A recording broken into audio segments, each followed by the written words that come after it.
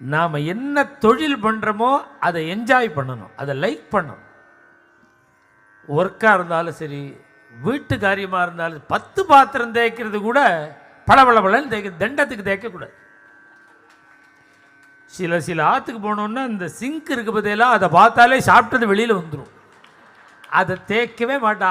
எனக்கு கை துருங்கும், இவ்வளோ ஊழலாக வச்சுட்டுருக்காள். இல்லை, நாம் இருக்கிற இடத்த நல்லா வச்சுக்கணும், கிச்சனை ஒழுங்காக வச்சுக்கணும், க்ளீனாக இருக்கணும். முதல்ல பாக்கியமான சுத்தி, அதை நாம் அதிகப்படுத்த தான் ஆந்தரிகமான சுத்தி வரும்.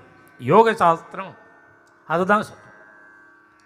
நீ முதல்ல என்ன பண்ணணும்னா உன்னுடைய வெளியே முழுக்க கரெக்ட் பண்ணினாதான் உள் கரெக்ட் ஆகும். அதுபோல் இந்த வேஷ்டி கட்டிக்கிற பாருங்க, அழுக்கு வேட்டியை கட்டிக்கவே